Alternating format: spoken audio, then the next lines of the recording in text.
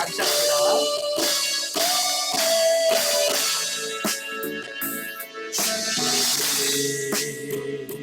주신 땅으로 한 걸음씩 나아갈 때에 수많은 적들과 경건 속에 나를 두렵게 하지마. 주님을 신뢰함으로 주님을 은혜함으로 주님이 주시는 담대함으로 큰 소리 외치며 나아가는 이상을 내게 서서 그날은 주께서 말씀하신 이제는 와 주님의 이름으로 주 땅을 취하리.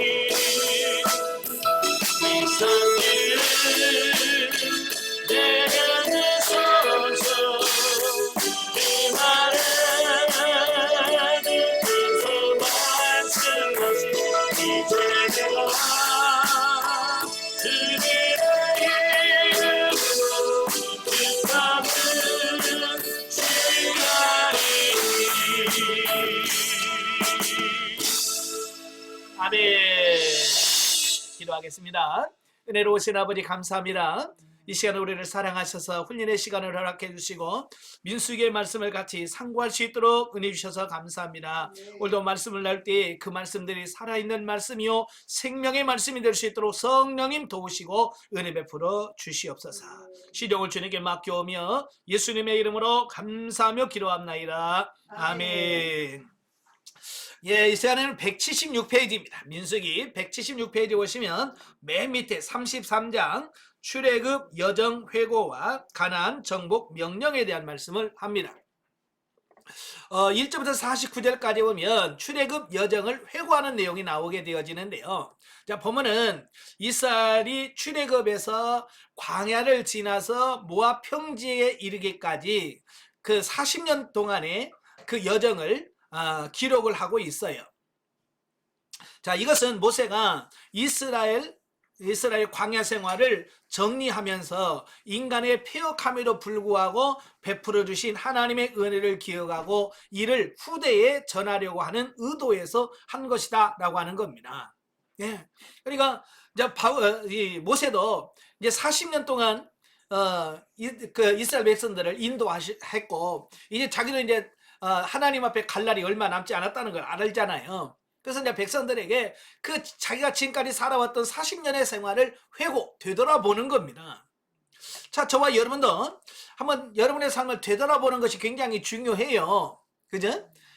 지금까지 살아오면서 내가 어떻게 살아왔는지, 하나님께서 나를 어떻게 인도하셨는지, 하나님이 내게 어떤 복을 허락하셨는지, 자, 이런 부분들을 되돌아보는 이런 과정이 필요한 거예요. 되돌아보면 우리가 하나님 앞에 고백할 수 있는 것은 딱 한 가지예요. 하나님의 은혜였구나. 참 저도 그래요. 저도 살아온 일 뒷날을 쭉 되돌아보면 결국 결론은 야, 하나님이 함께 하셨고 하나님의 은혜구나. 요걸 깨닫게 돼요. 예. 사도 바울도 고린도전서 15장 10절에 보면 나의 나 된 것은 오직 하나님의 은혜로다. 은혜로 된 거다라고 고백하잖아요. 그래서 여러분도 여러분의 삶을 종종 되돌아보세요. 되돌아보면서 정말 하나님의 은혜였구나. 이걸 깨닫기를 바랍니다. 자, 우리가 본문에서 알 수 있는 것은 이스라엘 백성들이 험난한 생활을 해왔다라고 하는 것이. 그러니까 광야 40년의 생활이 얼마나 힘들겠어요. 요즘에 젊은이들 이제 캠핑 간다고 그랬잖아요. 그래서 천막 쳐놓고 이제 야외에서 살아가는 그 며칠이니까 재밌지. 그렇잖아요. 며칠이니까. 그래도 그 며칠도 하루 있다가 힘들어. 그래도 뭐라고 그래? 전부 다 집이 제일 편해. 그래. 사실 며칠이니까 그래도 참고 하지만 사실은 제일 편한 게 집이에요. 근데 생각해 보세요. 이스라엘 백성은 40년 동안 광야 생활했다고 생각을 해봐요. 예? 아마 여러분 한 달만 텐트 생활하라면 지겨워서 못할 거예요. 그죠? 1년도 아니고 40일 동안 뭐 한 달만 그 텐트 생활하는데 지겹다고 힘들다고 그럴 건데 40년 동안을 살았어요. 예, 그리고 기록에 성경에 그들의 이스라엘 백성들이 진을 쳤더라라고 하는 것만 숫자를 세보니까 41번 41번이 나와요. 예, 그러니까 뭐 하루 이틀 조금씩 머문 곳도 많이 있지만 성경에서 진을 쳤더라라고 하는 것만 41곳이 나와요. 그러니까 정식으로 이사해서 텐트를 치고 머문 곳만 41곳이라는 얘기예요. 그러니까 언뜻 계산하면 40년에 41번이면 1년에 평균 한 번 이상 이사했다는 얘기예요. 그렇잖아요. 지금 뭐 이삿짐 센터에 전화해드리고 오면 다 와서 실어가니까 너무 편하더라고요. 돈이 없어서 그렇지. 예전에는 제가 이사하면서 내가 이거 다 짐 싸고, 네? 다 정리 내가 다 하고 그랬어요. 근데 이번에 전주 내려오면서는 아이고 내가 못하겠더라고. 그래서 이삿짐 그 포장 이사 맡겼더니 왜 이렇게 편해? 그 사람 오더니 막 싹싹싹싹 넣어가지고 착착착착 가져가는데 야 진짜 네? 편하더라고요. 근데 예전에는 뭐 그런 게 어디 있어요? 이삿짐 센터가 어디 있어요?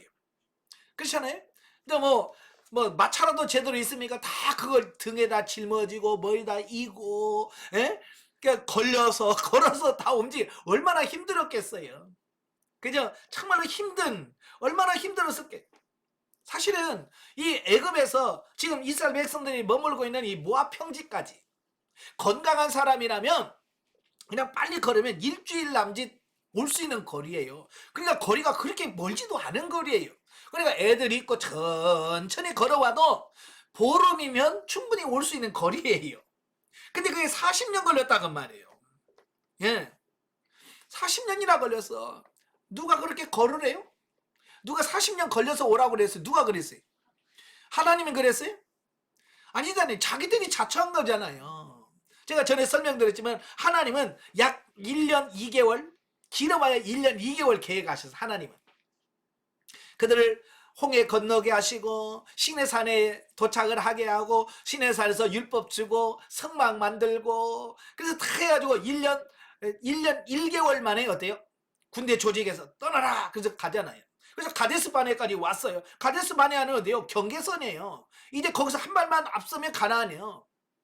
거기까지 1년 한 1개월, 2개월 길어봐야 1년 2개월 만에 하나님 갈 수 있는 길을 인도하신 거예요.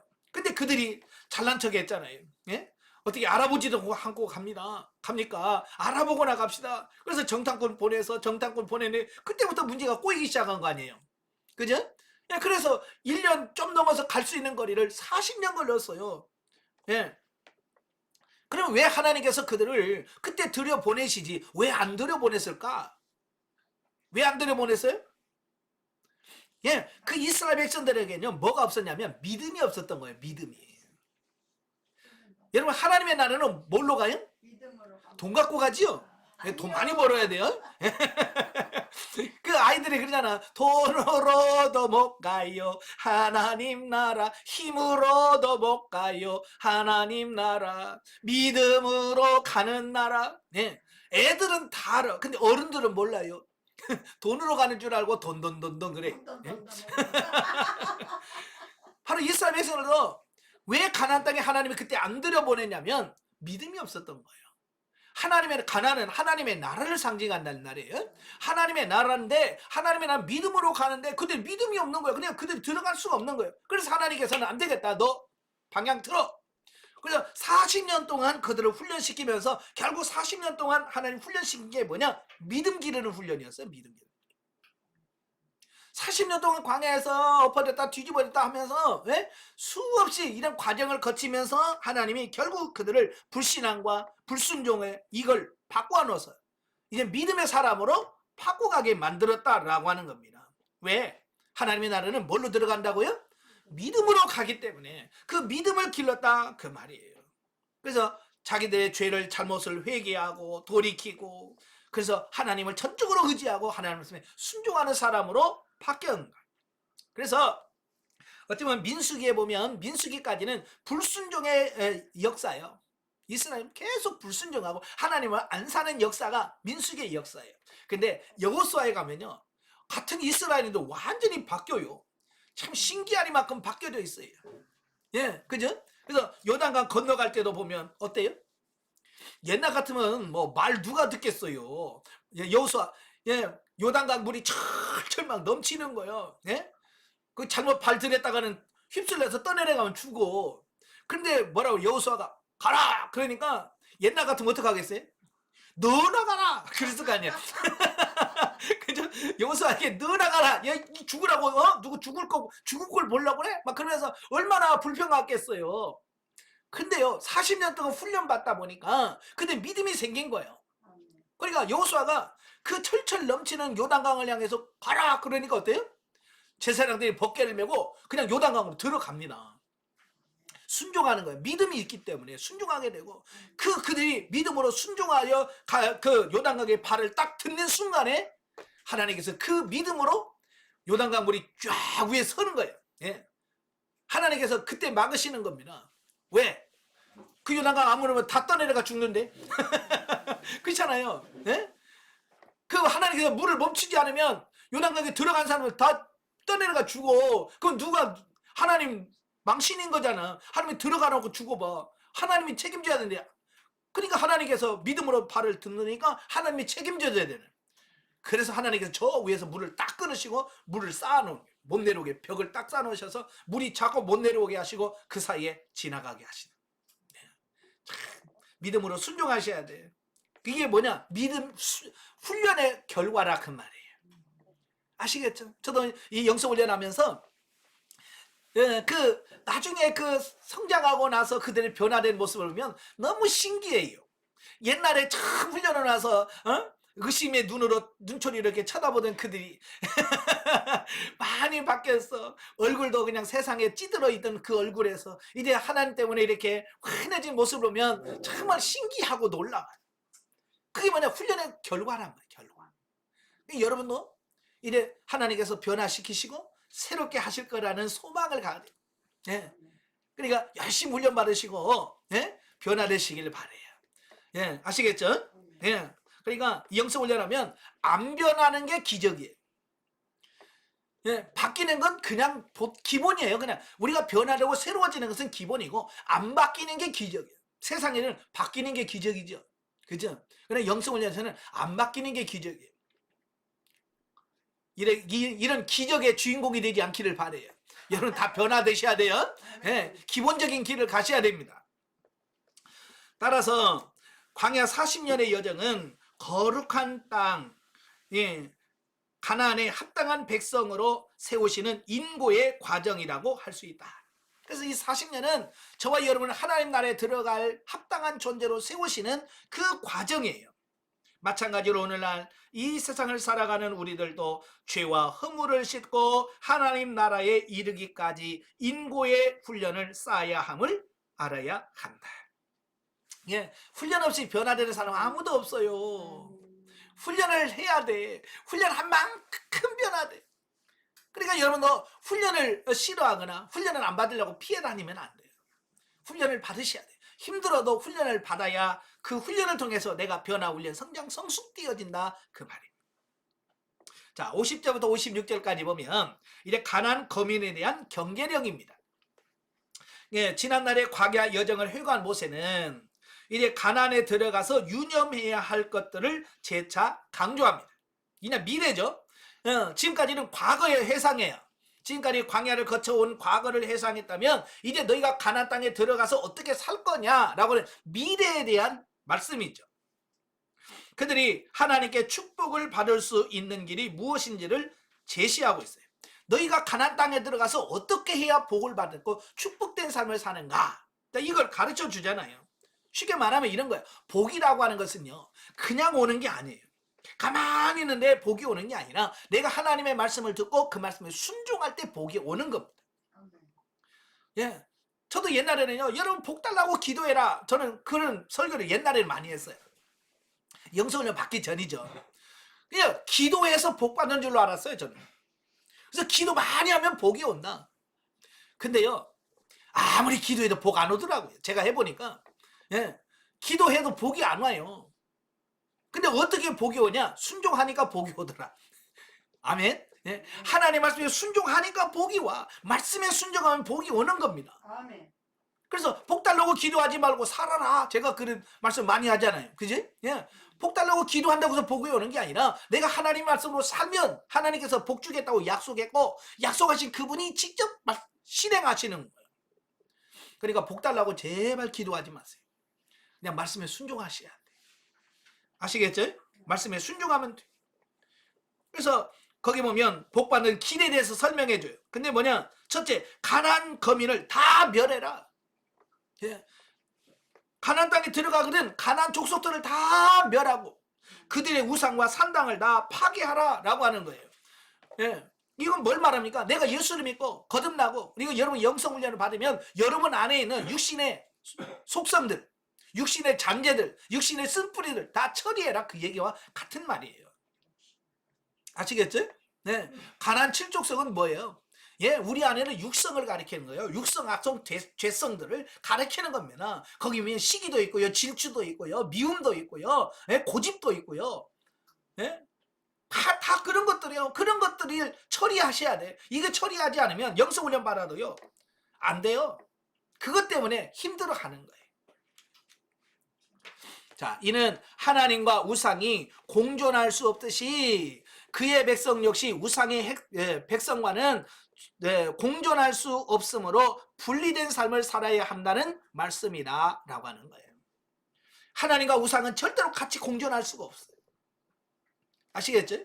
예, 마찬가지로 이건 뭘 말하냐? 우리가 영성훈련을 통해서 우리 안에 있는 육성, 죄성, 악성, 육신의 자아 이런 것들을 완전히 처리해야 된다고 하는 것의 중요성을 말씀해주고 있습니다.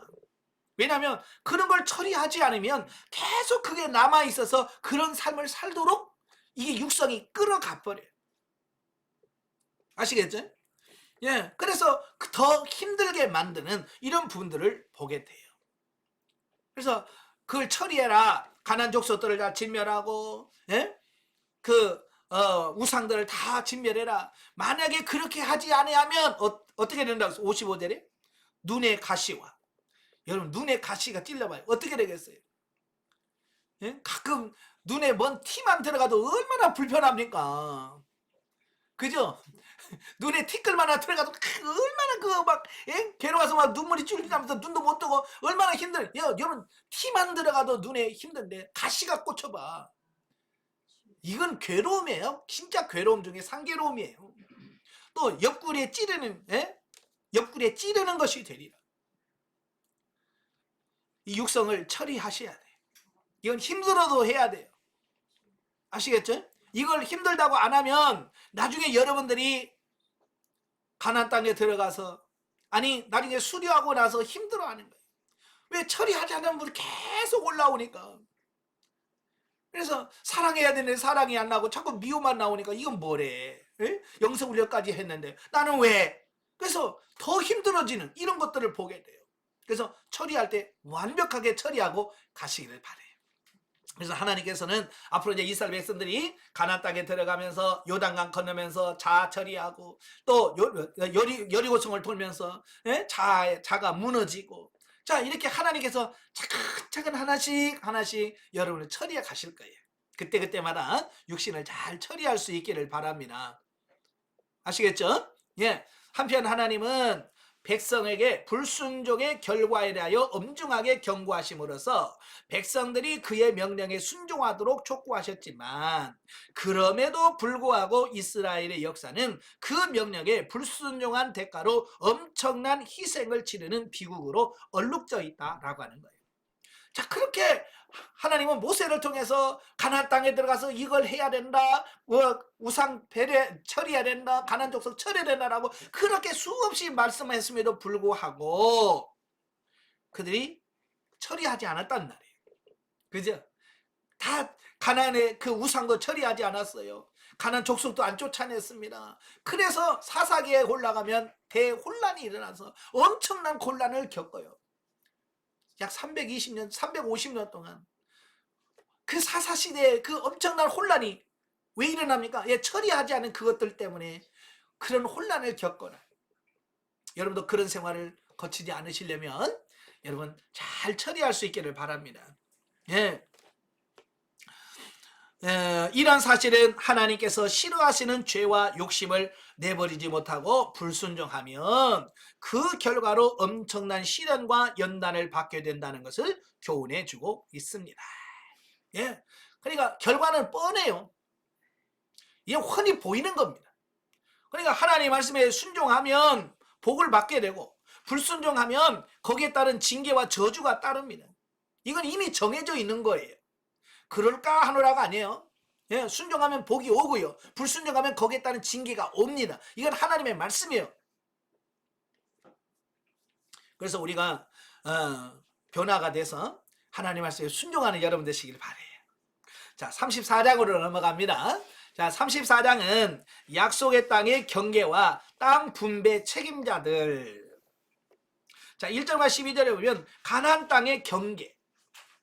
자, 보면은 백성들이 기업으로 받게 될 가나안 땅의 경계는 남쪽으로는 아라바 만에서 지중해에 이르는 신광야, 또 서쪽으로는 지중해, 북쪽으로는 지중해에서 호르산을 거쳐 하살 에난에 이르는 산지, 동쪽으로는 하살 에난에서 사해에 이르는 요단강까지로.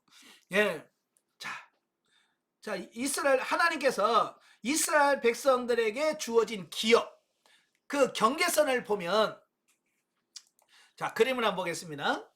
자, 이게 이제 분배받은 땅, 예, 이스라엘 땅이거든요. 보시면 남쪽으로는 이 아라바만, 자, 아라바 요 밑에까지가 경계예요. 예, 여기까지가 이스라엘의 경계고, 자, 서쪽으로는 이 지중해라고 하는 이 바다가 경계선이에요. 그리고 북쪽에서는 이 호르산 있는 데까지가 경계고요. 서쪽으로는 이 갈릴리, 그 다음에 요단강 쭉 따라서 이 사해까지, 여기까지가 이 경계선, 이 지역이 하나님께서 이스라엘 백성들에게 주어진 기업의 땅이에요. 이건 이미 하나님께서 아브라함에게 약속한 땅이에요. 그죠? 예, 이 땅을 하나님께서 주신 거예요. 그래서 이 요단 동편 땅 있잖아요. 요거 요단강 편. 자, 이것은 천의 조건으로 인하여 주변 국가의 침략으로부터 이스라엘을 보호하기에 아주 적합했다. 하나님께서 요단강을 경계선으로 정해진 이유가 뭐냐면, 지금도 그렇지만 이 전쟁에서 적들을 막아내는데 가장 좋은 지역이 뭐냐면 강변이에요. 강. 왜냐하면 적들이 강을 건너서 쳐들어오려면 힘들어요. 배를 타고 건너오자면 힘들거든요. 헤엄쳐서 건너오자고도 무기를 제대로 가져오겠어요? 뭐 하겠어요? 그러니까 이 강을 경계로 하면 이건 천연 요새예요. 지키는 사람들에게 굉장히 중요한 자리예요. 그래서 하나님께서 요단강을 딱 경계로 해서 요단 동편 여기까지라고 정해주신 겁니다. 이건 뭐냐? 이스라엘을 보호하기 위한 거예요. 예, 지켜주기 위해서. 자, 그런 거죠. 자, 한편 이와 같은 가나안 땅의 경계는 남북으로는 256km, 동쪽으로는 약 80km 정도의 영토였습니다. 따라서 이스라엘의 인구에 비해 그들이 차지할 땅은 비좁은 편이었다라는 겁니다. 그러니까 이스라엘 땅은요, 그리 큰 땅이 아니에요. 지금도 이스라엘 땅은 우리나라의 경상남북도 그 지역보다 조금 크다고 그래요. 예. 그러니까 이스라엘은 그렇게 큰 나라가 아니에요. 예. 보면 뭐 몇 시간 가면 여기가 끝이고 몇 시간 좀 가면 여기가 끝이에요. 그렇게 넓은 땅은 아니에요. 그런데 그 땅은 하나님께서 함께 하시는 곳으로 하나님이 친히 백성의 모든 필요를 채워주실 삶의 터전이었다라고 하는 겁니다. 예. 어찌 보면 하나님께서 왜 이 좁은 땅을 하나님께 욕심 좀 많이 주면 얼마나 좋아해요? 그죠? 여러분, 그죠? 기왕이면 큰 거, 기왕이면 많은 거. 자, 우리는 많은 거, 큰 거 하지만 하나님은요, 능력이 없어서 좁은 걸 주셨을까요? 아니잖아. 많이 차지할 수 하나님 주실 수 있어. 근데 왜 하나님은 그렇게 이스라엘에게 좁은 땅을 주었을까? 자, 그건 우리에게 주신 의미가 있어요. 우리 사람은 자꾸 뭘 따지냐면 환경을 따져요. 그래서 환경이 좋아야 행복하고 환경이 좋아야 뭔가 복을 받은 느낌을 받아요. 그죠? 예를 들어서 이런 거죠. 이사 가는데 아파트가 50평이래. 아이고 복 받으셨네. 그래. 그지? 환경이 좋고 막 그러면 복 받았다고 그래. 근데 아파트 이사 갔어요. 몇 평? 8평이에요. 에?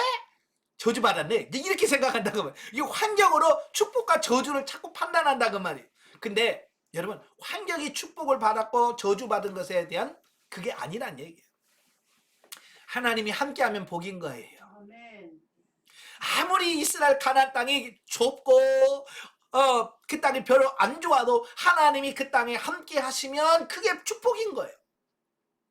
그걸 가르쳐 주려고 하나님의 능력이 없어서가 아니라 하나님께서 능력이 더 많죠. 요단 동편에 엄청나게 많은 땅을 더 주실 수도 있어요. 예, 그럼에도 불구하고 하나님께서는 그 땅을 이렇게 많이 주지 않았다라고 하는 거예요. 이걸 잘 기억하셔야 돼요. 그래서 우리는 막 기도할 때마다 하나님 쌓을 것이 없도록 주옵소서 막 이렇게 기도하고. 예? 저도 옛날에 많이 기도했습니다만은 목회할 때 개미떼처럼 벌떼처럼 맨날 몰려오게 해주세요. 맨날 그거 기도했거든요. 아니 개미떼처럼 벌떼처럼 몰려 뭐 할 거요? 내가 감당도 못하는데. 그렇잖아요. 내 능력을 알아야지. 내 주제 파악을 좀 해야지. 그것도 모르면서 그저 욕심만 부려가지고. 우리 앞장에서 우리가 말씀을 했잖아요. 하나님이 지금 요단 동편으로 딱 기업을 잘랐는데 여기 보세요. 루벤 지파, 갓 지파가 이 땅을 보니까 너무 좋은 거예요. 그죠? 이 땅이 좋으니까 이 땅을 달라는 거예요. 사실 이 요단강으로 경계선이 이미 끊어진 거예요. 이 땅은 하나님이 주신 땅이 아니에요. 하나님이 주신 기업이 아니에요. 그런데 이들은 욕심으로 이 땅을 차지한 거예요. 요거. 요단 동편을 욕심으로 차지한 거예요. 그래서 아까도 말했지만 계속 전쟁이 터졌다 그러면 어디서 터진다고요? 여기서 터진다고요. 동쪽에서. 예. 만약에 하나님께서 주신 기업 안에 들어갔으면 이 요단강이 그들의 경계선이 되어서 그들을 지켜줘. 보호해 준단 말이에요. 근데 거기는 그런 게 없어요. 막아주는 게 없어요. 그러니까 적들이 언제든지 쳐들어올 수 있는 거예요. 참 그걸 보면서 하나님의 말씀대로만 살면 좋은데 우리가 욕심으로 구한 그것이 도리어 나에게 해가 되고 욕심으로 뭘 하는 게 이게 문제가 되는 거예요. 그래서 여러분도 제발 욕심내지 마시고 하나님께서 주신 것으로 만족하시기를 바랍니다. 아멘. 회사도 그래요. 회사 가서 그냥 열심히 일해서 준 그 월급만 탁탁 받으면 참 좋은데 우리는 그 월급 외에 뭔가를 조금 더 가져가려고 하다 보니까 이제 범죄하게 되고, 그죠? 네, 인간 수를 쓰다 보니까 자꾸 타락하게 되고 이제 그런 거잖아요. 좀 하나님께 주신 것으로 만족하고 하나님께 주신 것으로 만족하면서 그 안에서 기뻐할 수 있는 어떤 이런 부분들이 돼야 되겠다라는 겁니다. 아시겠죠? 예. 그리고 여러분에게 주신 환경에 대해서 제발 불평하지 마세요. 그냥 감사하세요. 쉽지 않아요. 네, 쉽지 않지만 그 상황에서도 감사하시고 기뻐하셔야 돼요. 예, 저도 참 여기 전주에 내려와서 참 많은 하나님 훈련 받게 하시는데, 예, 참 개척했는데 주일날 되면 성도 하나도 없지. 예, 그 속에서 저하고 집사람 둘이 예배 드려야 되고, 처음에는 이거 뭐지? 이게 뭐지? 라는 생각을 늘 갖고 있어요. 근데 시간이 지나면서 하나님께서 내게 주신 환경이구나. 그래서 그걸 기뻐하고 그걸 감사하면서 둘이 예배 드리면서도 정말 기쁨으로 예배를 드리고, 예. 그래서 이제는 환경에 초월하는 그런 믿음, 하나님이 원하시는 게 이거였구나. 예. 그걸 깨닫게 되는 거예요. 여러분들 환경을 초월하시길 바래요. 아멘. 예. 하나님의 능력이 없어서 하나님께서 능력이 없어서 적게 주는 게 아니에요. 하나님 못 주셔서 그런 게 아니에요. 하나님은 얼마든지 여러분 다 주실 수 있어요. 하나님이 여러분을 물질로 복을 주시기를 원하시면 하나님께서 무슨 능력이 뭐가 없어서 못하겠습니까? 그죠? 하늘에서 우박이 떨어지는데 금덩어리가 우박으로 떨어져 봐. 하나님 못하게 하셔? 예? 우박이 우박을 하나님께서 못 주십니까? 하나님 능력을 그렇게 못 믿어요? 우박 떨어지듯이 금을 쏟아 줄 수 있어요. 근데 우리가 유익이 안 되니까 안 하니까 안 주시는 거예요. 아시겠죠? 그러니까 여러분들이 그냥 헛된 욕망 어떤 이런 걸 빠지지 마시고 현재 있는 것에 감사하시면서 하나님과 동행하고 그 삶이 가장 기쁘고 행복하다는 걸 꼭 기억하시기를 바랍니다. 예. 자, 179페이지. 한편 이스라엘이 장차 차지할 땅의 경계는 이전에 하나님께서 아브라함에게 약속하신 것으로, 여러분 이 경계에서는요 이미 이스라엘 백성들이 애굽에 내려가기 전 창세기 15장에서 하나님께서 아브라함과 언약하면서 주신 말씀이에요. 아브라함에게 뭐라고 그래요? 예? 내가 남쪽으로는 애굽 하수까지, 북쪽으로는 유브라데 강까지, 서쪽으로는 지중해까지, 동편으로는 요단강까지 하나님께서 이미 아브라함에게 그 경계를 정해 주신 거예요. 근데 그 경계를 언제 완전히 성취되느냐? 다윗과 솔로몬 시대 때 하나님이 아브라함에게 약속하신 그 땅을 완벽하게 차지합니다. 그러니까 여호수아 때도요 하나님께서 주신 그 기업을 완벽하게 다 성취하지 못해요. 정복하지 못해요. 못해요. 예, 이것은 뭘 말하냐? 이 같은 사실은 하나님께서 자신의 약속을 반드시 성취하시지만 무엇이든지 성도들의 형편과 필요에 따라서 허락하신다라고 하는 것을 보여줍니다. 예, 그러니까 우리의 욕심으로 하나님이 주어지는 것이 아니고 내가 감당할 수 있는 수준이 되어지면 그 감당할 만큼 하나님께 주신다는 거예요. 그러니까 여호수아 시대 때는 그 땅을 기업으로 줬어도 그들이 아직 그 땅을 차지할 만한 능력이 없는 거예요. 그런데 다윗과 솔로몬 시대는 영적으로 성장한 어떤 단계를 말하죠. 영적으로 어느 정도 성장하고 장성하니까 하나님께서 약속하신 그 기업을 다 주시는 겁니다. 여러분도 마찬가지예요. 여러분이 영적으로 성장하고 성숙하면 여러분이 감당할 수 있는 상태가 되어지면 하나님께서 여러분이 주시고자 약속되어진 그 복을 다 주신다라고 하는 겁니다. 그 여러분이 왜 안 주냐? 지금 주면 감당이 안 되고, 그죠? 지금 주면 여러분에게 그게 더 득이 안 돼. 도리어 해가 된다 그 말이에요. 그렇기 때문에 하나님께서 안 주시는 겁니다.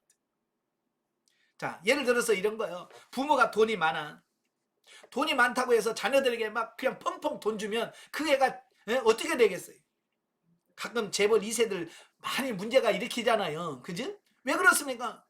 예, 감당하지 못할 만큼 막 돈을 주니까 애가 돈에 대한 그런 가치적인 이런 부분들을 모르니까 뭐든지 돈으로 해결되는 줄 알고 가치관이 잘못된 거잖아요.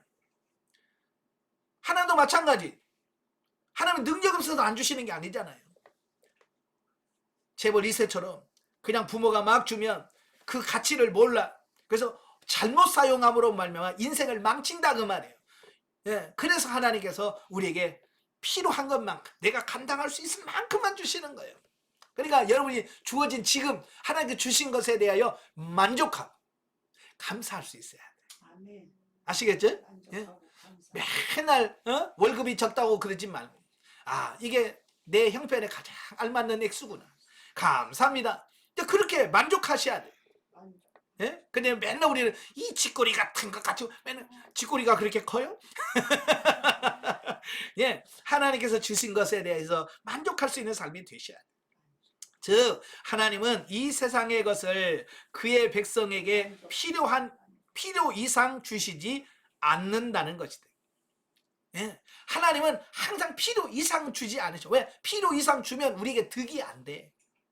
더 해가 된다 그 말이에요. 그래서 하나님은 딱 필요한 것만큼만 주시는 거예요. 예, 그래서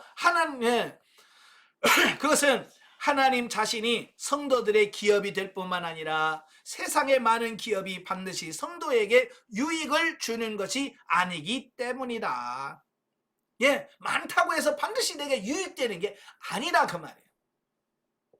가끔 보면 그래요. 차라리 저 사람은 돈이 없었으면 더 나을 뻔했다. 어떤 사람은 차라리 저 사람 몸이 아파서 그냥 침대에 누워있는 게 더 낫겠다. 이런 사람도 얼마나 많아요? 그렇잖아요? 돈이 있어서 죄를 짓고 몸이 건강해서 죄를 짓고 얼굴이 이쁘다고 죄 짓고. 네? 얼마나 그래. 차라리 못생겼으면 죄 안 질 텐데. 있어도 없다고 진짜. 자, 그렇잖아요. 그러니까 우리에게 너무 뭐가 있다고 해서 그게 다 우리에게 유익이 되는 거 아니에요. 저도 예전에는 건강해야만 되는 줄 알고 맨날 건강하게 없어서라고 기도했는데, 예? 근데 내가 아픈 것이 도리어 내게 유익할 수도 있더라 그 말이에요. 제가 만약에 다리가 고장나지 아니하고 정상적이었다면 아마 지금 제가 늘 목사님들하고 맨날 족구하러 다녔을 것 같아요. 아침마다 족구장에서 족구하다가 기도 시간 다 빼먹고 그랬을 것 같아요. 왜? 족구 진짜 좋아하거든요. 예. 군대 있을 때는 아침 밥 먹고, 휴일날은 아침 밥 먹고 족구하고, 점심 밥 먹고 족구하고, 저녁 밥 먹고 족구하고, 저녁에 잠자기 전까지 족구만 해요. 왜? 재밌으니까. 예. 근데 하나님께서 다리를 다쳐서 꽁 찼다가는 나는 병원에 가야 돼. 아예 하나님 그렇게 만들어 놨어. 예. 그러니까 족구장에 못 가. 예.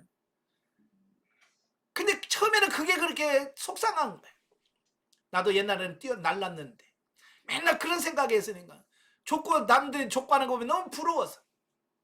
근데 지금은 그게 너무 감사한 거예요. 족구할 수 없어서 하나님 앞에 앉아있고 기도하고, 예, 책상에 앉아서 성경 읽을 수밖에 없는, 이게 얼마나 큰 복이에요. 예? 여러분도 마찬가지요. 지금 건강해서 뭐하고 다니? 지금 돈 번이라고 눈이 벌게 하고 돈 하고 돌아다녔었는데 아프니까 돈은 준다고도 못 가. 이게 복인 거예요. 앉아서 기도하고 찬송하고 말씀 보고 이게 복이라고 말이에요. 아멘. 예? 건강 왜 가만뒀어요? 맞아요. 예. 그러므로 성도는 꼭 필요한 것만을 구해야 하며 필요 이상의 욕심을 부려서 탐욕의 노예가 되어서는 안 된다. 아시겠죠? 욕심 인태한 즉 죄를 낳고 죄가 장성한 즉 사망을 낳느니라. 제발 욕심으로 구하지 마세요. 아까 설명드렸죠. 루벤 지파와 갓 지파 욕심으로 요단 동편을 구해서 그 땅을 기업으로 분배받아요. 그러나 그것은 그때부터 불행의 시작이었어. 예, 불행의 시작이었어. 그래서 그들이 농사 짓고 집 짓고 열심히 해서 이제 살만하다 그러면 적들이 왁 와요. 들어서 싹 뺏어가. 예? 쌓아놨던 집, 지어놨던 집 다 불태워버려요. 다 불태워버려요. 그럼 또 그들은 또 막 또 죽자 살자 또 해서 막 열심히 농사 짓고 해서 조금 농사 지어서 이제 살만하면 또 그들이 우하고 싹 뺏어가. 남는 게 하나도 없어요. 욕심으로 한 것은 내 것이 안 돼요. 아멘? 예. 그래서 우리가 아까도 말한 것처럼 하나님께서 주신 것으로 만족하는 훈련, 연습이 되어야 돼요. 아멘. 예. 자, 13절부터 29절까지 보면 가나안 분배력. 자, 하나님은 이미 이스라엘이 들어갈 가나안 땅의 경계를 자세하고 구체적으로 제시하여 주무치심으로 백성들로 하여금 그 땅이 틀림없이 그들의 소유가 되리라는 확신을 강하게 불러일으켜 주셨다. 사실 이스라엘 백성들은 지금 요단강도 안 건너갔어요. 요단강도 안 건넜어. 아니 가나안 7족속과 싸우지도 않았어. 근데 하나님 뭐라 그래? 이미 이긴 거나 마찬가지라는 거야. 그래서 들어가지도 않은 땅 분배해라. 이건 뭐예요? 하나님께서 내가 너를 확실하게 승리하게 해주겠다라고 하는 승리의 약속인 거죠. 반드시 너에게 들어갈 거라고는 확신을 주는 겁니다. 그런 후에 이제 백성들에게 땅 분배 방법을 지시하심으로써 요단 동편에서 이미 두 지파 반이 기업을 얻은 것처럼 그들도 확실하게 기업을 얻을 것이라는 확신을 재차 심어주어 용기를 갖고 가나안 정복에 임하도록 격려하고 계신 것이다. 네. 하나님의 능력은 한이 없으셔요. 하나님이 한번 약속하면 반드시 지킨다. 그러니까 그 가나안 땅 너에게 주겠다. 미리 지금부터 분배해봐. 하나님 말씀은 진리요. 확실하기 때문에 그게 가능한 거예요. 한편 하나님은 가나안 땅을 분배할 대표자를 직접 지명하여 주셨는데요. 이것은 가나안 땅을 분배하는 모든 과정이 철저하게 하나님의 섭리하에 이루어졌음을 보여주고 있습니다. 하나님께서 다 하나님의 주권에 의해서 이 모든 땅의 분배라든지 이런 것들이 다 이루어져 가고 있습니다. 자, 영적이에 보죠. 자, 본문에서는 이스라엘 백성들이 차지하여 누리게 될 그 가나안의 지경을 말씀하고 있는데, 영적으로 장성한 자들이 누리게 될 것은 될 하나님의 나라와 마귀가 다스리는 세상 나라가 분명히 다름을 보여주고 있다라고 하는 겁니다. 예, 이렇게 경계를 딱 정해주시는 건 뭐예요? 이건 하나님께서 정해놓은 구역이 있고 그 외에 이방 나라 마귀가 다스리는 구역이 있다라고 하는 이 경계를 하나님께서 분명하게 지어주는 이런 부분들을 보게 되는 거예요. 그래서 우리는 하나님께서 정해놓은 그 경계 안에 들어가 있을 때에 하나님의 보호하심이 생기는 거예요. 예, 다음 장에 이제 도피성 제도에 대해서 말씀해 주는데요. 이제 도피성 안에 들어가면 보호를 받아요. 경계선이 딱, 성이라고 하는 경계선이 딱 있잖아요. 그 안에 있으면 그 누구도 그를 죽일 수가 없어. 근데 도피성 밖에 나오잖아요. 죽여도 말 못하는 거예요. 왜?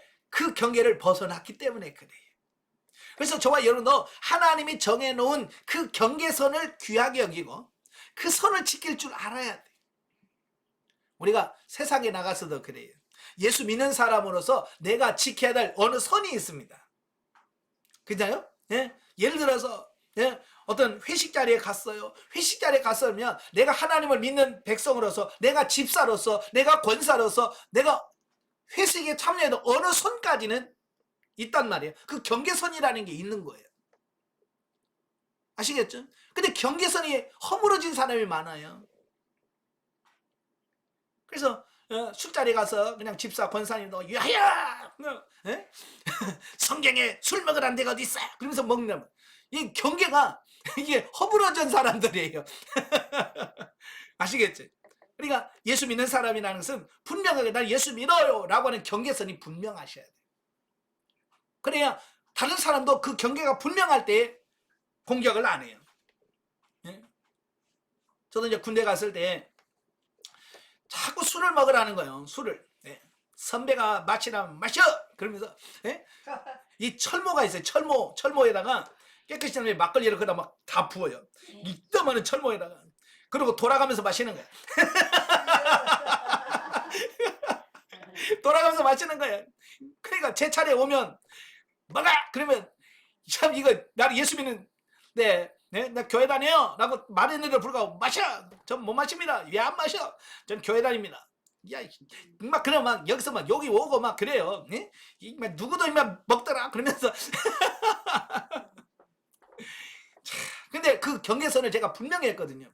저는 예수 믿었기 때문에 못 마십니다. 안 마십니다 라고 몇 번 그 과정을 거쳤어요. 그리고 그 다음부터는 내가 경계선이 분명해졌잖아요. 그러니까 쟤는 때려도 안 되고 욕해도 안 되고 뭘 해도 쟤는 안 먹는다는 거 아니까 이제 제 차례면 넘어가. 쟤는 빼. 이제 아예 그 경계가 확실하니까 그 다음부터는 아예 그냥 그런 자리에 부르지도 않고 마시라고도 안 하고 안 마신다고 그래도 욕하는 사람도 없고. 왜? 이미 경계가 분명해졌기 때문에 그래요. 근데 많은 사람들이 그 경계가 분명하지 않는단 말이에요. 그냥 마실 것처럼 안 마실 것처럼 제가 입만 대게요 하고서 입에 나오면 깨끗 되고 이런단 말이에요. 경계가 애매하단 말이에요. 그죠? 그리고 어느 날은 마시고 어느 날은 안 마셔. 그러니까 왜 누가 주면 먹고 내가 주면 안 먹어? 근데 이런 거예요. 그게 왜냐면 경계가 모호하기 때문에 그런 현상이 벌어지는 거예요. 경계가 분명해야 돼. 아시겠죠? 그래서 회식 자리나 이런 가서도 내가 예수 믿는 사람으로서 어느 선까지라고 하는 이 경계선이 분명해야 되는데 이 경계선이 분명하지 않으니까 자꾸 다른 사람들로부터 경계선을 허물하고 공격을 하는 거예요. 경계선을 분명히 하시길 바래요. 아시겠죠? 예. 자, 35장으로 가면 레인을 위한 땅 보장과 6 도피성의 지정. 1절부터 8절 레인의 성읍들. 자, 앞장에서 가나안 땅 분배를 지시하신 하나님은 본문에서 다른 지파와는 달리 기업이 주어지지 않은 네 지파에게 각종 가축을 사용할 수 있는 들과 성읍을 각 지파에게 할애해 주도록 지정하십니다. 그러니까 네 지파에는 다른 지파에는 기업을 주는데 네 지파에는 기업을 주지 말라고 그랬어요. 왜? 하나님이 그들의 기업이 되어 주신다. 예, 그래서 하나님이 그들을 책임져 주시는 겁니다. 그렇다고 해도 그들은 살 수 있는 집이 있어야 될 거 아니에요. 그죠? 그래서 그들이 집을 짓고 살 수 있는 터전을 주시는데, 그래서 이스라엘 백성들이 각기 차지하는 그 땅에서 48개 성읍을 구별해서 그 레위 사람들에게 쭉쭉쭉 나눠줍니다. 그래서 그들이 그곳에 머물면서 살 수 있도록. 그리고 그들에도 양이 있을 거 아니에요. 제사장 레위 사람은 기르는 양이 있기 때문에 그들이 농사는 안 져도 양을 기를 수 있는 또 들판이 있어야 되잖아요. 그래서 성읍이 있다면 성읍 주위로 2,000규빗이면 요즘으로 하면 약 1km. 그 레인들이 사는 마을 주변에 1km는 전부 레인들의 땅으로 주었어요. 그래서 그들은 거기서 가축을 기르고 소나 염소나 양을 기르도록 하나님께서 허락하신 거죠. 자, 이건 뭘 말하냐? 하나님의 일하는 일꾼은 하나님께서 책임져 주더라. 예. 그래서 딱 주는 거예요. 살 수 있는 집과 먹을 수 있는 양식들을 다 공급해 주시는 이런 부분들을 보게 되죠.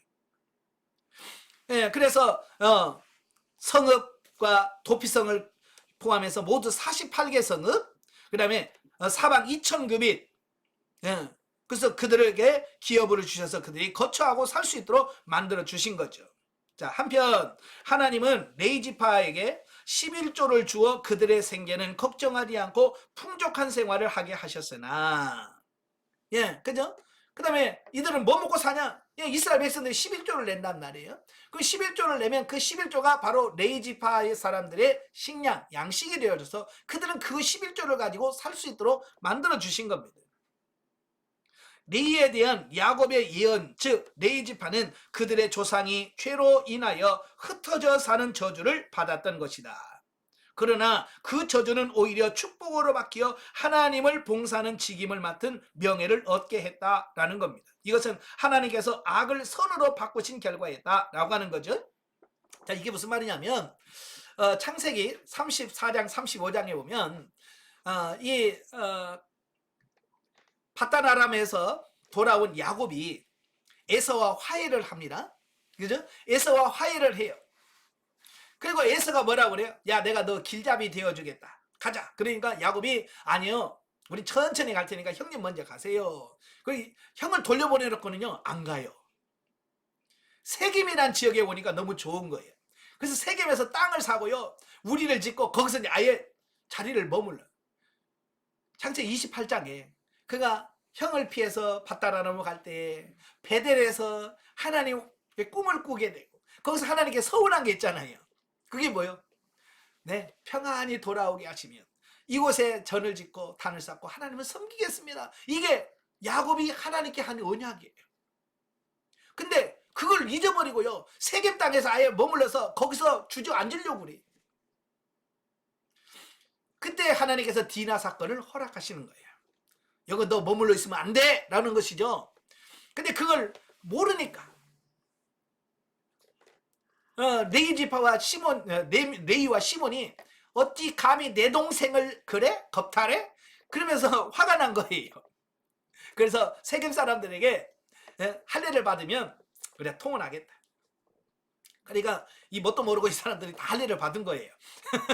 시몬과 레위가 꿍꿍이 속이 뭔지도 모르면서 그냥 할례를 더 받고, 남자들 살례 받고 제일 아픈 날, 힘 못 쓰는 날, 이 레위와 시몬이 칼 차고 들어가서 남자들을 다 죽인 거예요. 그 성읍 사람들을. 그러니까 그때 야곱이 얼마나 충격이 컸겠어요. 아무리 자기 자식이지만. 그래서 창세기 49장에서 그 12아들을 놓고 축복해 주잖아요. 축복하면서 유독이 이 시몬 지파하고 레위 지파에게는 축복을 선포한 게 아니라 저주를 선포했어요. 하나님께서 너희를 저주할 것이고 하나님 너희를 흩어버릴 것이다. 예, 축복이 아닌 저주를 받았어. 그래서 시몬 지파와 레위 지파는 이렇게 공동체를 형성하지 못하고 흩어지게 될 거라고 하는 저주를 받았는데, 그래서 그들이 가나안 땅에 들어와서도 한 일개 지역을 받은 것이 아니라 이스라엘 땅이 차지하는 전 지역의 48개 성읍에 딱 나누어서 흩어져 살게 되는 이런 저주를 받은 거예요. 그런데요, 중요한 것은 도리어 그게 그들에게 복이 됐다는 거예요.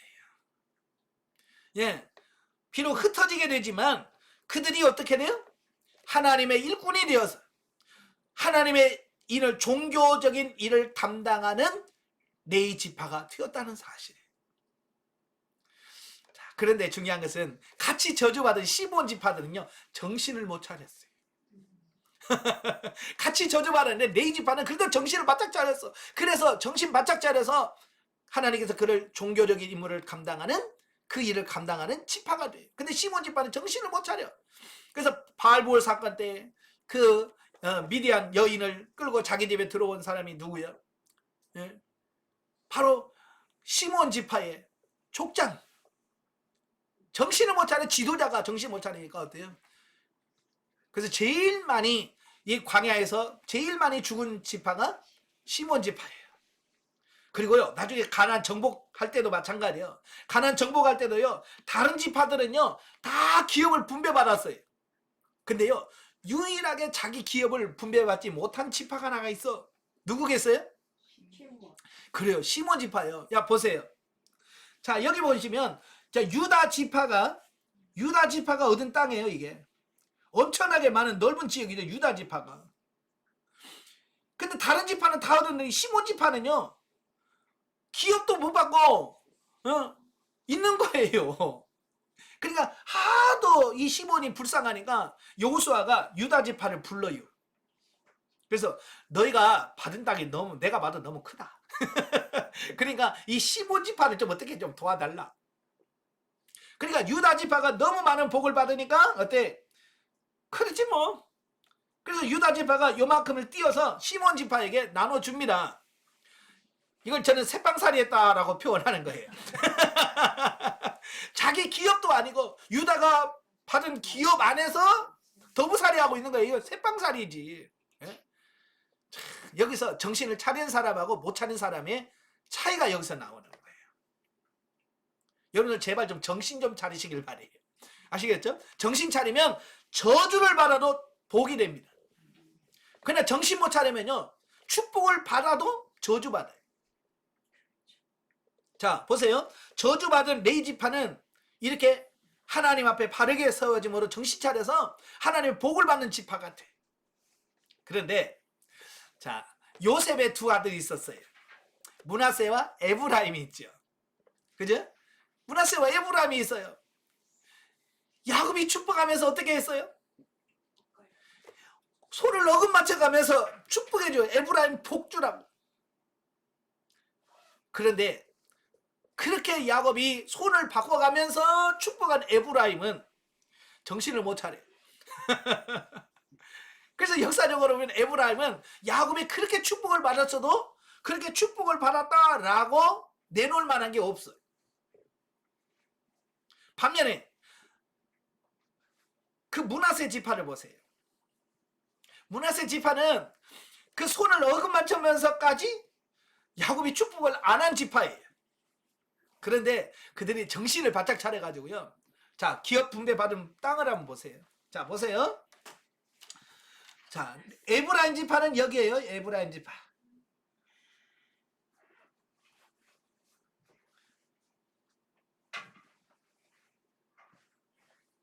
자, 에브라임 지파는 여기가 에브라임 지파예요. 반대로 므낫세 지파가 얻은 땅을 보세요. 요단 서편에 엄청나게 넓죠? 요단 동편에 엄청나게 넓은 땅이었죠. 에브라임의 몇 배예요? 어떻게 봐도 한 4배 정도 되나 봐. 4배 정도. 참, 이걸 보면서 축복받았냐 저주받았냐가 중요한 게 아니고 내가 정신을 바짝 차리는 게 더 중요한 거예요. 아시겠죠? 축복받아도 축복을 선포받아도 축복 기도를 받아도 내가 정신 못 차리면 에브라임처럼 그러게 되고 네? 레이처럼 저주를 받았어도 정신을 바짝 차려서 하나님 앞에 바로 살면 복을 받는 거예요. 아시겠죠? 이거 잘 기억하시길 바랍니다. 예. 자, 그 다음에 이제 9절부터 15절에 보면 도피성의 구별. 자, 보면은 레인들이 다른 지파들로부터 할당받은 그 48개 성읍 가운데서 요단 동편과 서편에 각각 3개씩 모두 6개의 성읍을 도피성으로 구별하라고 하는 지시를 내립니다. 자, 그래서 이 도피성을 6군데를 세우는데요. 요단 서편에 3곳, 요단 동편에 3곳. 그래서 갈릴리 지역에는 게데스, 에브라임 산지에는 세겜, 유다 산지에는 기럇 아르바, 루벤 지파에게는 베셀, 갓 지파에게는 길르앗 라못, 므낫세에게는 바산 골란이라고 하는 그 지역에다가 도피성을 세우는 겁니다. 예. 그럼 왜 도피성을 세우느냐? 도피성을 세우는 이유는 부지 중에 살인한 자들로 하여금 그리로 피하여서 생명을 보존하기 위한 조처였다라는 겁니다. 지금은 우리나라도 치안이라든지 이런 게 잘 갖춰져 있잖아요. 세계적인 치안을 갖춘 나라가 우리 한국입니다. 한국처럼 이렇게 안전한 나라가 없어요. 그래 외국인들이 한국에 와서 밤늦게 막 새벽 1시, 2시까지 이렇게 돌아다니는 거 보면 놀래. 이런 나라가 없어요. 근데 우리는 그런 줄도 모르고 살죠. 예. 근데 옛날에는 그런 게 어디 있어요. 국가 기능도 없지. 어떤 이런 법적인 이런 부분도 별로 없지.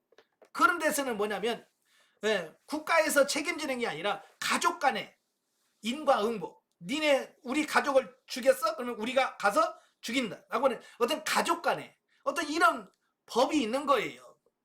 그게 이제 고대 근동지방의 관습인 거죠. 지금도 저기 파키스탄이라든지 이런 중동에 가면 그런 법이 있어요. 또 가족끼리 가서 돌로 쳐서 죽이고 이런 게 있단 말이에요. 예? 그게 아직도 그 나라가 미개하니까 이제 그런 부분이 있는데 이런 보복의 원리는 그 근원이 인류의 초창기까지 거슬러 올라갑니다.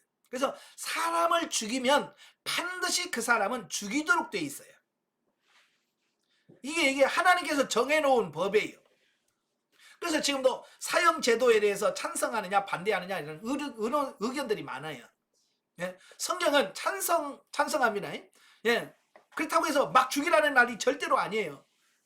정당한 법과 질서를 따라서. 그러면 사람을 언제 죽이냐? 다른 사람을 고의적으로 죽였을 때는 반드시 죽여라. 저는 지금 우리나라 그 사법체계를 보면서 너무 안타까운 게 뭐냐면 사람을 죽여도 징역 한 5, 6년 살고 나와. 이런 걸 보면서 이게 뭐지? 그렇게 사람을 애기를 막 그냥 굶겨 죽이고 때려 죽이고 막 그래도 기껏해야 10년 살면 그냥 또 나오는 겁니다. 그러니까 너무 형이 작은 거예요. 그러니까 그냥 뭐 하나 죽이고 뭐 몇 년 살다 나오지만 이러니까 생명 경시풍조가 생기는 거거든요. 그래서 성경은 그 사람 반드시 죽여라라고 하는 이유는 뭐냐면 사람의 생명을 경시하는 것이 아니라 너 살고 싶어? 다른 사람 죽이지 마. 네 생명이 귀해? 다른 사람도 귀해. 그걸 말하고 있는 거거든요. 그러니까 구약시대는 내가 다른 사람 죽이면 나도 죽어. 그러니까 내가 살고 싶으면 다른 사람 못 죽이는 겁니다. 근데 요즘엔 너무 형량이 낮아. 저럴 수 있나라고 할 만큼 너무 형량이 낮은 거예요.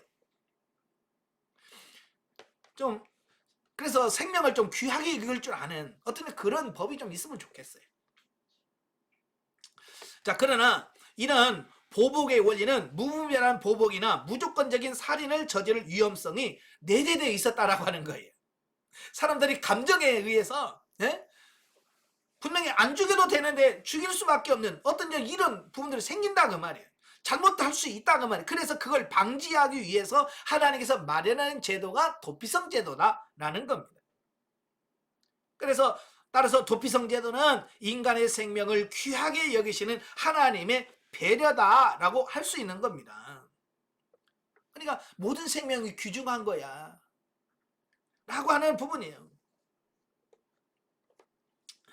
예, 그래서 이 도피성 제도는 장차 죄로 죽을 수밖에 없는 인간의 도피처가 되어주신 예수 그리스도의 십자가를 상징한다. 이게 이제 중요한 거예요. 왜 하나님의 도피성을 만들어 놨냐면 예수 그리스도를 통해서 구원할 그 구원의 원리를 설명해 주는 겁니다. 그러니까 실수로 다른 사람을 죽여도 어쨌든 내가 사람을 죽인 거잖아요. 그죠? 내가 실수로 사람을 죽여도 죽인 거예요. 그래서 그러면 사람을 죽인 사람은 나는 반드시 죽게 돼 있어. 그죠? 죽게 돼 있는데 어디로 가면 피하면 사냐면 도피성으로 피하면 살아요. 자, 이것은 오늘날 뭘 가냐? 저와 이런 죄인이잖아요. 죄 없는 사람 어디 있어요? 그죠? 우리가 죄가 있기 때문에 어때요? 죄로 인하여 우리는 죽을 수밖에 없잖아요. 그죠? 그러나 예수님이라고 하는 도피성 안에 피함으로 저와 여러분이 구원을 받는다라고 하는 원리를 지금 설명해 주고 있는 거예요. 예, 그래서 특히 도피성 제도는 이방인까지도 혜택을 받을 수 있다. 그래 이방인이라도 부지 중에 사람을 죽였을 경우에는 이 도피성을 피하면 이방인도 생명을 보존하는. 그러니까 하나님의 구원에는 모든 인류가 다 포함된다. 유대인들뿐만 아니라 이방인들까지도 다 하나님의 구원 안에는 다 포함된다라고 하는 그 원리를 설명하고 있는 거예요. 자, 그 다음에 16절에서 34절에 오면 살인자에 대한 윤리. 자, 보면은 도피성 제도에 대한 보완 규례입니다. 항상 사람들은요, 뭘 제도를 만들면 그걸 이용해 먹으려고 하는 사람들이 있어요. 예, 잘못 이용해 먹으려고. 하나님은 좋은 의도로 했는데 그걸 이용해 먹는 사람들이 있어요. 그래서 거기에 대해서 방지하는 대책을 하나 세워놨어요. 그게 뭐냐? 고살자는 도피성 제도에도 불구하고 자기가 부당하게 빼앗은 생명에 대한 대가로 반드시 자신의 생명을 지불해야만 된다. 자, 여러분 도피성에 들어가서 생명을 유지할 수 있는 사람이 누구냐면 부지 중에 사람을 죽인 자. 그러니까 의도성이 없어야 된다는 거예요. 의도성이 없어. 하나의 의도성이 없는 살인의 예를 하나 들어줬어요. 그게 뭐냐면, 자, 나무하러 산에 올라갔어요. 지금은 전기톱이나 이런 걸로 쭉 하지만 옛날엔 도끼질 했단 말이에요. 아마 이런 시골에서 도끼질 해본 사람은 도끼 잘 빠져요. 그죠? 옛날에 괭이도 잘 빠지고 그랬어요. 그래서 그 빠져가지고 상대방을 다치게 하는 경우도 있거든요. 바로 그런 예예요. 자, 나무를 타기해서 도끼질을 하는데 나는 도끼를 치려고 탁 쳤는데 이 도끼날이 슉 빠져나가지고 앞에 있는 사람 맞아서 죽었어요. 자, 이런 게 부지 중에 죽인 거다. 나는 그 사람을 죽일 의도가 전혀 없었지만 결과는 죽인 거잖아요. 그래서 남을 죽였기 때문에 나는 죽게 돼 있어요. 이럴 때 내가 살 수 있는 방법은 뭐냐면 빨리 도피성으로 도망가는 거예요. 도피성 도망가서 도피성 안에 있으면 이제 거기서 재판을 받아요. 그래서 얘가 의도성이 없다 그러면 그 도피성 안에서 살 수 있도록 마련해 주는 겁니다. 그러나 고살자는 안 된다는 거예요. 고살자.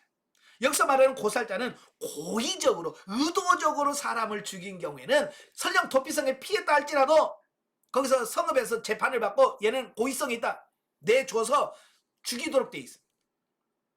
아시겠죠? 예, 의도적으로 지으면 안 된다고 하는 거예요. 왜냐? 이것은 그가 하나님께서 자기 형상대로 지으신 사람을 고의적으로 죽임으로써 생명의 근원 되신 하나님을 모독하고 창조 질서를 파괴하는 범죄를 저질렀기 때문에 그렇다고 말이에요. 그래서 고의적인 죄는 안 돼. 그래서 부지 중에 살인한 자는 도피성에 도피하여 그 생명을 보호받을 권리가 있었다라고 하는 거예요. 예, 그러나 부지 중에 살인하여 도피성에 도피했을지라도 대제사장이 죽기 전에 그 성을 나온 자에게는 피를 보수하는 자가 그를 죽일지라도 상관이 없었다라고 하는 거예요.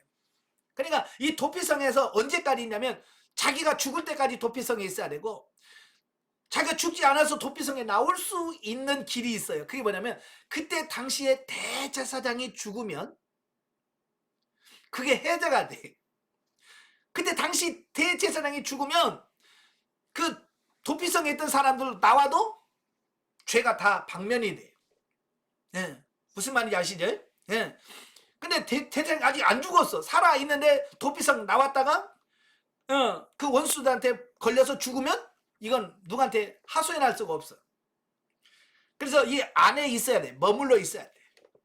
자, 여기서 대제사장은 바로 예수 그리스도를 의미하는 거예요. 예수 그리스도, 예수님이 십자가 들기 전까지는 우리의 율법의 지배를 받고 율법의 아래 지배를 받아요. 그러나 예수 그리스도가 오신 다음에는 어때요? 율법에서 자유함을 얻는다라고 하는 이 원리를 설명해주고 있는 거죠.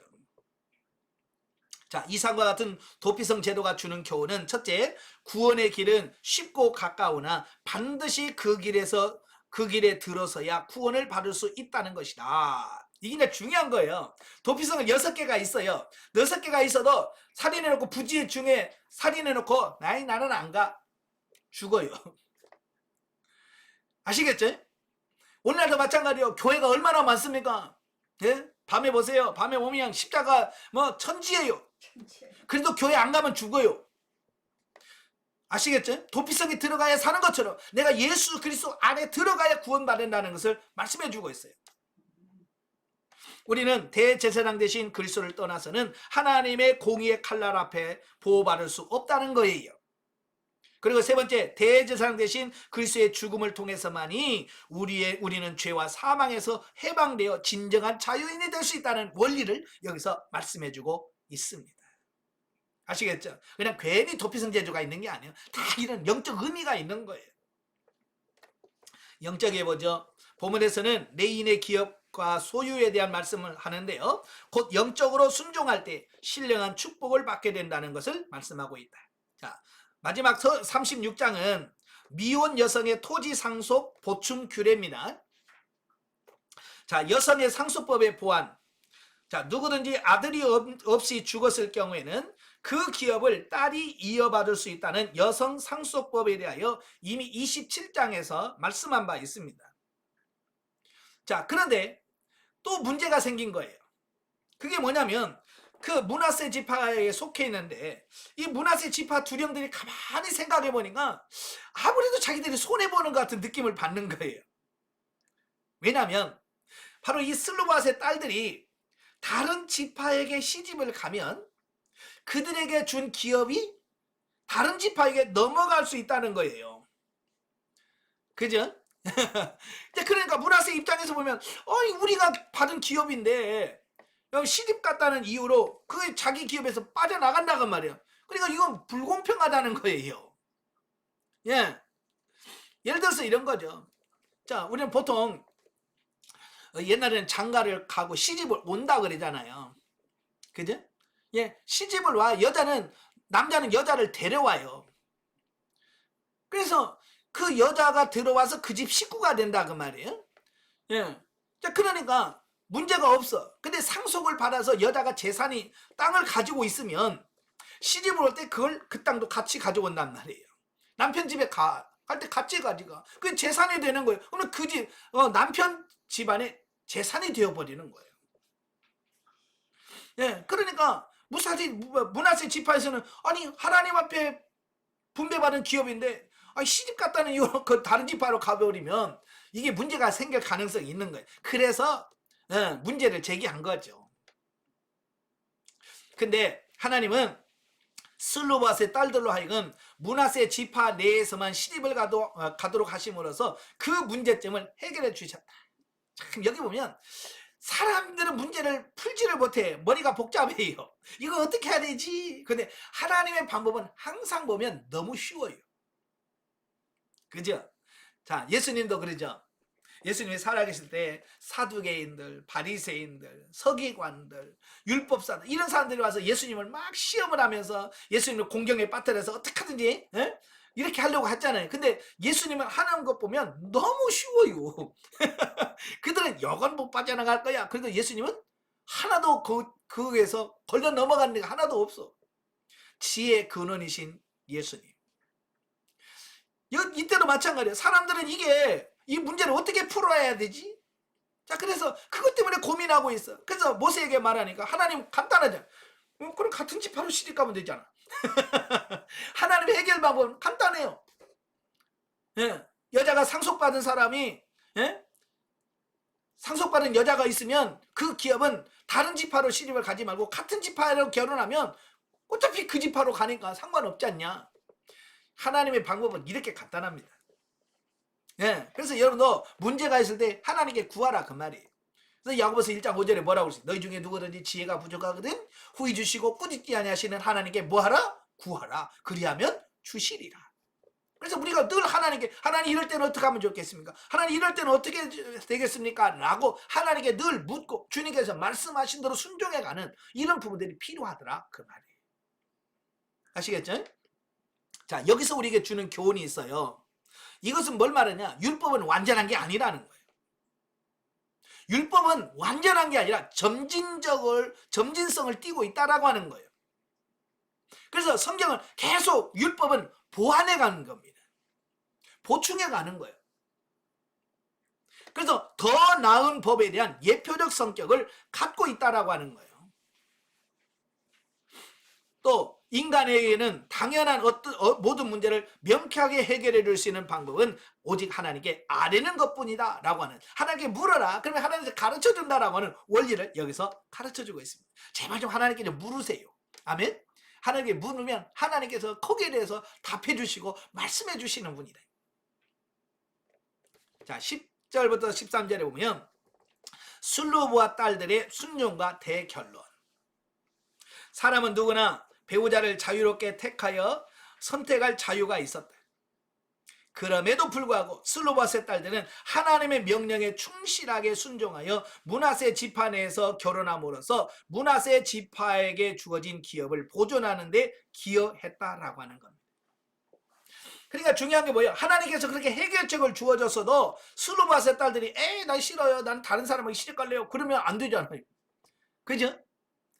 그래서 순종을 해야 그 하나님 말씀이 이루어지니, 그래서 순종하지 않으면 하나님의 뜻이 안 이루어지는 거예요. 근데 이 슬로바스의 딸들은 100% 하나님 말씀에 순종했다는 거예요.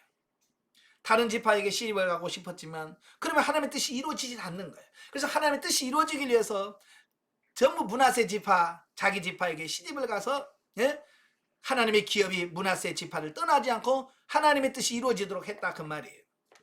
이러한 슬로바스의 딸들의 순종은 오늘날 현대사회의 젊은 남녀들에게 귀중한 교훈이 된다라는 것.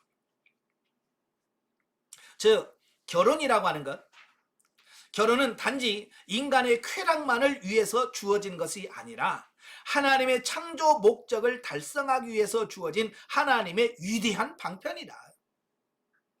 따라서 우리는 개인의 생각만을 고집할 것이 아니라 그 결혼을 통하여 하나님의 뜻을 이루고 사회적으로 기여하지 않으면 안 된다. 요즘에 젊은이들은 이 결혼에 대해서 굉장히 옛날 어른들의 생각과는 너무 다른 결혼관들을 가지고 있어요. 그래서 옛날에는 반드시 시집 가야 되고 반드시 결혼해야 되고 뭐 이런 거 있잖아요. 또 결혼해서 또 꼭 애를 낳아야 되고 어떤 이런 부분이 있는데, 요즘에는 젊은이 생각들은 전혀 달라요.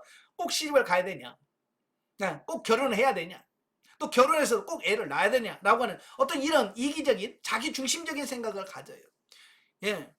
그래서 우리는 세상이 그렇다 할지라도 우리는 그런 세상의 세속과 문화를 그대로 받아들일 것이 아니라 성경에서 창조 질서부터 이루어진 그 하나님의 뜻, 거기에 순복할 수 있는 그런 삶이 되어야 되지 않을까라고 하는 부분이에요. 우리는 세상에 살지만 세상을 따라 사는 사람이 아니고 세상에서 하나님의 뜻을 따르며 하나님께 순종하는 사람이라는 거예요. 아시겠죠? 예. 한편 민수기가 보여주는 교훈을 한마디로 요약한다면 그것은 하나님에 대한 전적인 순종이다. 이게 이제 총 결론이에요. 민수기에서 가르쳐 주려고 하는 핵심 내용이 하나가 있어. 그게 뭐냐? 하나님 뜻에 순종해라. 순종할 때 거기에 진짜 복이 있고, 순종할 때 거기에 행복이 있고, 순종할 때 거기에 은혜가 있고, 순종할 때 구원이 있다는 거예요. 이걸 민수기 전체에서 우리에게 가르쳐 주는 거예요. 이스라엘이 광야 생활을 하는 동안의 삶은 하나님께 순종할 때 성공적인 삶을 살았고 불순종할 때 실패하는 삶을 살았다. 네, 실패와 성공은 분명하게 구분이 되어져요. 순종하면 성공, 불순종하면 실패. 이거 명확한 거예요. 그건 옛날에만 아니요, 오늘날도 똑같아요. 아시겠죠? 여러분이 하나님 말씀에 순종하면 성공하는 거고 하나님 말씀에 불순종하면 실패하는 거예요. 따라서 우리는 이스라엘의 광야 생활을 교훈 삼아 우리의 목적지인 하나님 나라에 이르기까지 성공적인 삶을 살아야 할 것이다. 아멘. 그래서 성공적인 삶을 살려면 어떻게 하라고요? 하나님의 말씀에 전적으로 순종해야 된다. 아멘. 순종해야 돼. 순종해야 진짜 복을 받을 수 있는 거예요. 자, 넘겨서 영적에 봅니다.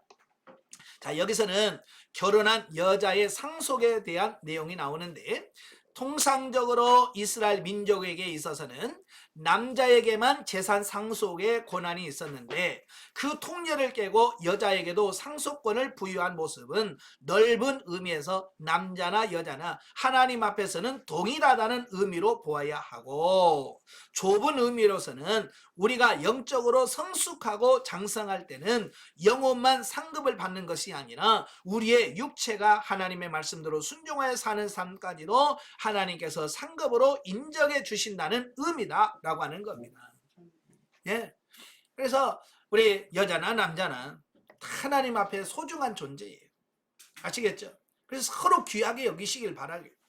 그 다음에 우리가 영적으로 성장하면 영혼만 구원받고 영혼만 복받는 게 아니라 우리의 영과 혼과 몸 천인이 하나님 앞에서 복받는 삶을 살 수 있다라고 하는 것을 기억하십시오. 아멘. 그래서 정말 여러분의 영이, 혼이, 몸이 온전한 구원에 이르는 여러분 되시기를 주님으로 축원합니다.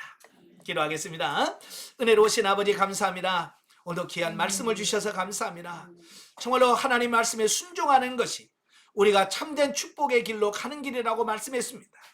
우리가 그동안 순종하지 못했던 것을 용서하시고 정말 하나님의 말씀에 순종하며 사는 우리가 다 될 수 있도록 성령님 도와주시옵소서. 예수님의 이름으로 감사하며 기도합나이다. 아멘. 하나님께 노립니다.